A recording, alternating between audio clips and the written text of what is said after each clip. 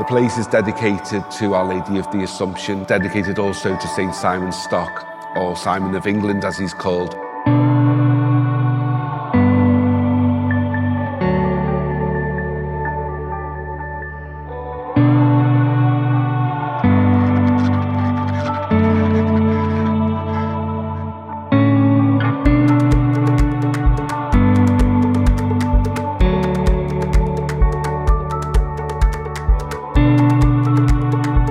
So here we are in the Relic Chapel. Here lies the relic, the remains, the cranium of St. Simon Stock.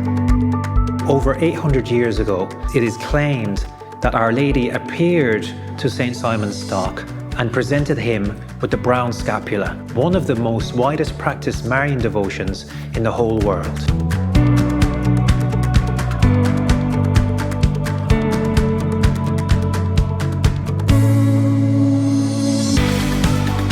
We are a place of welcome, we're a place of pilgrimage. We welcome lots of different school groups, parish groups, lots of different chaplaincy groups as well. So we have mass in all different types of languages, different ethnic chaplaincies come here.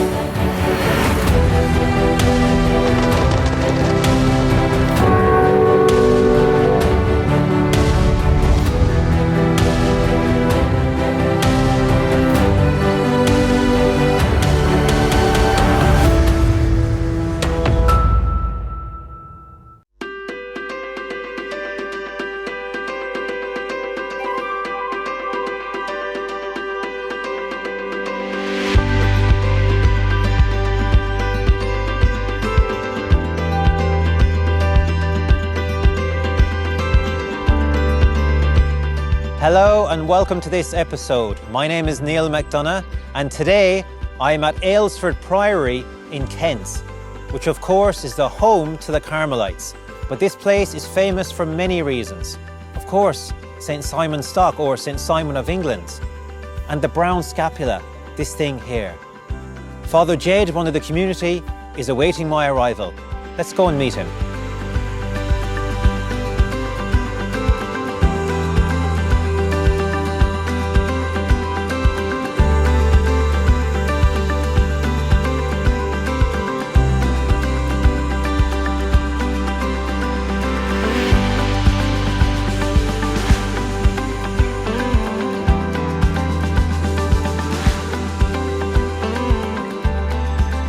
So, Father Jed, here we are. It is an absolutely glorious morning here in Aylesford. The sun is shining. I can see lots of ducks who I'm looking forward to feeding later on. But before we do that, would you mind just sharing me some of the history of the Priory? Yeah, sure, Neil, absolutely. Well, on behalf of the Carmelite community, welcome to Aylesford and welcome to all the viewers as well. Aylesford here, the Friars have been here since 1242. We had a little bit of a break, which I'll tell you about in a minute, but basically what happened at the time of the Crusades in the Holy Land, the Friars were forced to leave Mount Carmel, which is their historic home in northern Palestine. And one of the Crusaders, who was the Earl of Aylesford, Richard de Grey, invited the Carmelites to come with him, and they set up home here on the banks of the River Medway, and that was in 1242. And then for a number of years, this became a place of welcome to pilgrims going to Canterbury.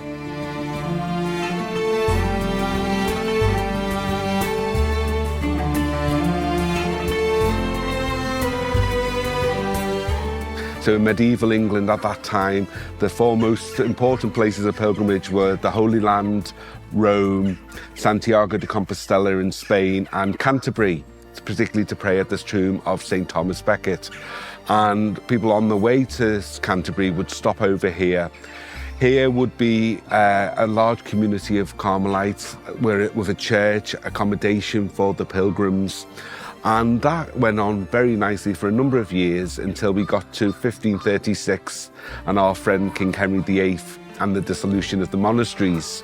That ended the presence of the Carmelites here for about 400 years. The priory was demolished, particularly the priory church, which was just behind us, and the house became a private dwelling. And it was like that for many years. And it was only in the 1940s that, with the refounding of the Carmelites back in Britain from Ireland, that the Carmelites had already settled in 1926 in Faversham.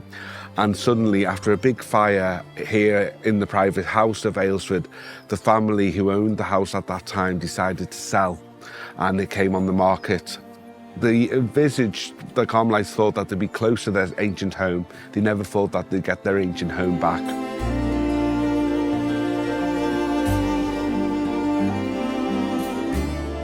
So since 1947, the Carmelites were able to purchase Aylesford Priory again. They moved back pretty much in 1949. And since then, we've been, rather than a place for stopping off on the way to Canterbury, we've been a welcome and a pilgrimage centre. The place is dedicated to Our Lady of the Assumption, which has the beautiful statue behind us, and dedicated also to St. Simon Stock, or Simon of England as he's called, a very old, ancient, medieval Carmelite who lived here at Aylesford, who came from Kent.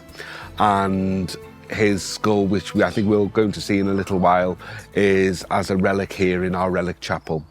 So we are a place of welcome, we're a place of pilgrimage.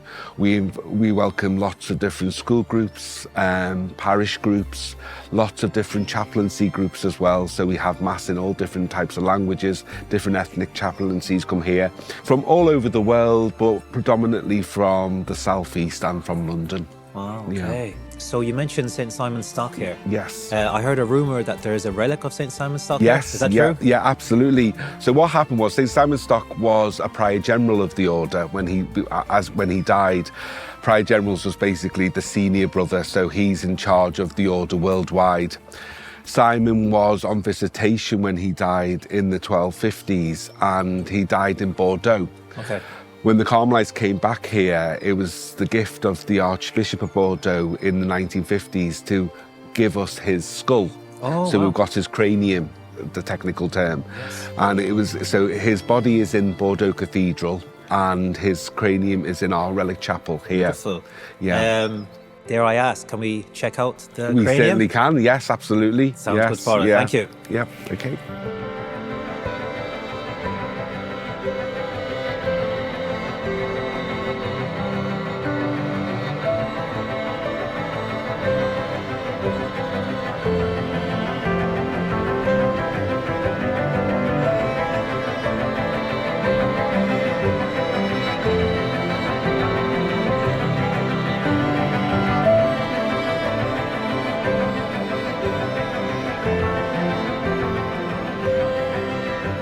So Father Jed, here we are, we're in the Relic Chapel, and the skull of St. Simon Stock is right behind us. Before I go and have a look at it, would you mind just telling me a little bit about the life of St. Simon Stock? Yes, sure. So as I say, his life is not very well documented, but what we know is that Simon was from England, from Kent here, not too far away from here. He became a Carmelite when the Carmelites first came over to England, and he rose the ranks and became our Prior General. And what we know about Simon is that he had a total devotion to Our Lady, and basically as Prior General he basically placed the order in Our Lady's hands. So at the time the order was trying to be recognised by the church. Big orders had already sprung up like the Dominicans and the Franciscans. The Carmelites were lagging a little bit behind, and we needed the rule to be approved and by the Pope, and Simon was instrumental in really getting the order out there and getting people to know the order, to support the order. As I say, he had a great devotion to Our Lady and really placed the order in Our Lady's hands. As a result, the tradition has it that Simon had a vision of Our Lady in which Our Lady gave Simon this brown scapular, this is the scapular. It's a part of the religious garment. Scapular means shoulders, so it's like an apron that the monks would have wore, that the friars wore. And lots of people now in the world, thousands and thousands of people wear it, a very small version of it. It is a sign of our dedication to Our Lady. It makes us a member of the Carmelite family and all the spiritual benefits that come with that. It also gives us a tangible sign of our baptismal promises being lived out. It shows us conversion, it shows us prayers, praying for each other, praying for the world, the needs of the world, but all done within the Carmelite family. So the scapular is very important. Lots of people come here to Aylesford to be enrolled in the scapular. We always say once you're enrolled for life, and you just need to get, if you want to renew your scapular, because like any piece of garment, it does wear out a little bit, but lots of people wear the scapular and it really does enrich their Christian vocation, I would say. Yeah. So that's and that really reflects very much a lot of what we do here in Aylesford today. We're not a Lourdes, so we don't have a place where Our Lady appeared to St. Simon's Stock, but we have lots of images of the scapular vision.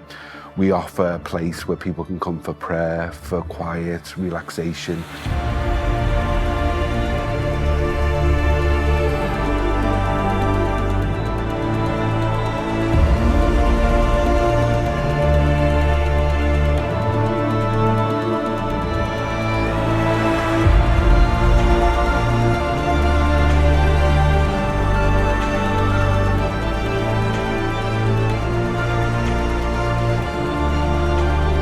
So when a pilgrim visits here, Father, it is a great opportunity for one to experience the Carmelite spirituality. Mm-hmm. Yes, absolutely. The Carmelites have, a part of their spirituality, have three pillars, so to speak, which is prayer, community and service. And we really do try to adapt those here for the people that come to Aylesford. So we are a praying community, so we have Mass every day at 12 o'clock, which everybody is invited to. The community meet for the office of the church, the prayer of the church, again, time for prayer, a time to commune with God, a time for that quietness as well. Mm-hmm. The community is, we live here right in the heart of the Priory, and that is seen by the people that come here. When people come here, they become a community for the day, and that's important. Give them a sense of belonging. As I say, so many people are on different journeys. So many people come for different things here at the Priory. We welcome tourists, but we welcome those people that just want that quietness that the world sometimes can't give, the busyness. When you come through the gates of the Priory, time does slow down a little bit. Not only do you feel like you're going back in time, back maybe into the medieval times, you're also going back into sort of being able to have that without distractions. So, you know, the place is a place of quiet. And I think that's so important for people who are looking today. Space for God, that's what we try and give. As I told you, we have 47 acres. Somewhere here people can be alone, and you know, a lot of people just need that aloneness, that time. There's the artwork here, which a lot of the artwork is by an artist called Adam Kosofsky. It's ceramic artwork. We're here in the Relic Chapel, which is surrounded by the Stations of the Cross. The artwork can enhance people's prayer, can nourish their prayer. We have a library here. We have literature which enables people to pray. Certain chapels are just dedicated solely to prayer, so they should be quiet. There's not a lot of people coming and going. And I think that all helps in enriching one's spiritual life. Absolutely, yeah. So like, because it's such a chaotic and busy world, it sounds like the perfect place to disconnect, to try and connect with God. Yes, you know? So it's possible for pilgrims to come and stay a number of days if they want to do that. Yeah. We have a guest house that takes about 100. Trouble is, it's getting the right time of year, because when we have the big pilgrimages, as I said, I was mentioning to you before, pilgrimages can be in their thousands. The place can be very noisy as well. There are always quiet places, but certainly during the winter months, during the week times, you know, that prayerful atmosphere is more enhanced because there's not as many people. And for some reason, even in a place when there's lots and lots of people, it doesn't feel too crowded. You're not waiting in queues or anything, which is always an important thing, I think. Okay, so thank you, Father, for your time. Pleasure. I'm looking forward to exploring Enjoy now. the rest of your time here. Yes, and you. Thank you, Father. Thanks. I'm just going to have a look now. Okay, enjoy. Thanks, Father.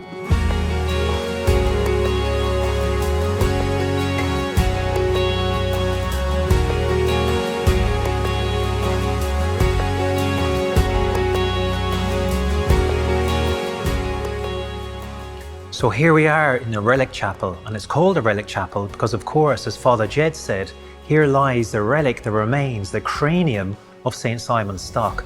Now, this construction here is actually the reliquary that holds the relic, and you can see on the front it says, St. Simon of England, pray for us. Remember, Father Jed said that was his other name. He's known as St. Simon of England. And around the front then, this is where the reliquary is. Now, it is a bit dark, but I can see the cranium right here in front of me. And it's amazing to think that this is where the remains of St. Simon Stock is. Across the top, there is a lovely Latin inscription, which I may translate for you in a little while. And, you know, as I stand here, to think that 800 years ago, over 800 years ago, it is claimed that Our Lady appeared to St. Simon Stock and presented him with the Brown Scapular, which, as we know, has become one of the most widest practiced Marian devotions in the whole world.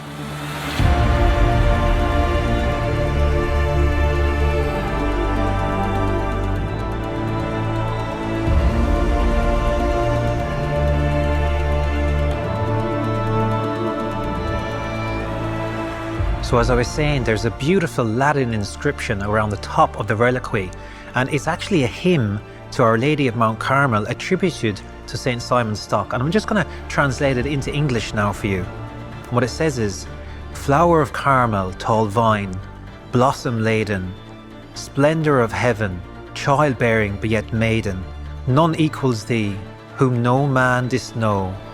On Carmel's children thy favours bestow, Star of the sea.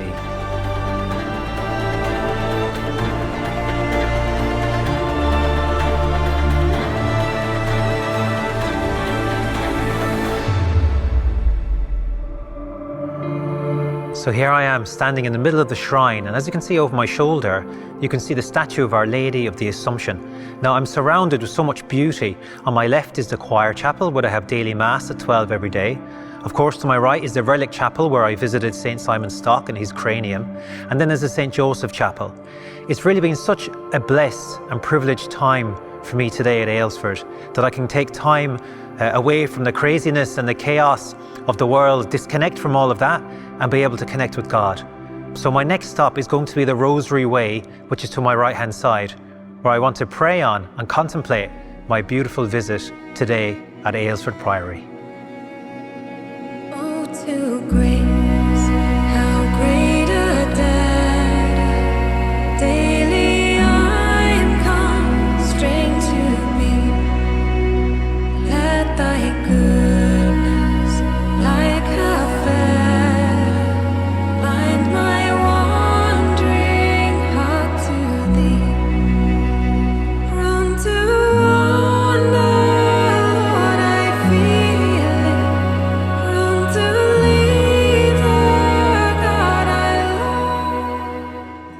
It really was a beautiful visit here today at Aylesford, learning about the rich spirituality and history of the Carmelites, who are one of the most ancient orders in the whole church. According to tradition, it was here in 1251 Aylesford, Kent, where it is said that the Blessed Virgin Mary appeared to St. Simon Stock, giving him the Brown Scapular and making this promise: take this scapular, it shall be a sign of salvation, a protection in danger, and a pledge of peace. Whoever dies wearing this scapular shall not suffer eternal fire, meaning eternal damnation. Wearing a scapular is a devotional. It means we are clothed with Mary's garments, but also her attitude. One wears the brown scapular as an external sign that we have entrusted ourselves to the Blessed Virgin Mary, and we live our life dedicated to her. I'd like to share just for a moment on John Paul II. It is reported that he wore the brown scapular since he was a little boy, and he insisted that doctors not remove it during his emergency surgery following the assassination attempt on his life.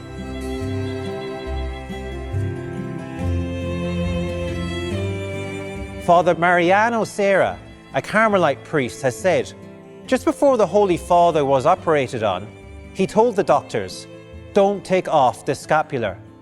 and the surgeons left it on. The Holy Father credited the miraculous preservation of his life to the protection of the Blessed Virgin Mary. So, my friends, if you don't have a scapular, I encourage you to get one. Ask your priest or your deacon to enroll you.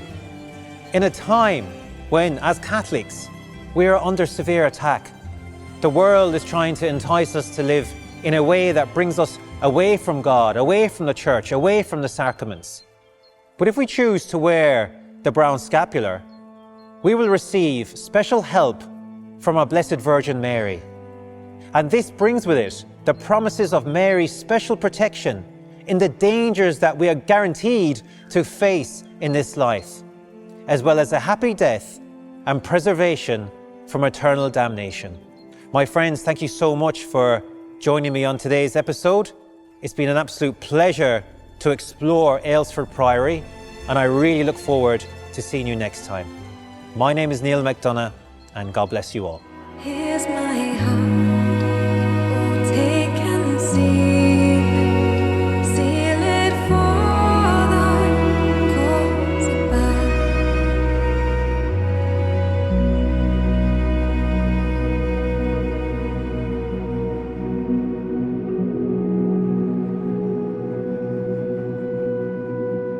Here's my heart, oh, take and seal it.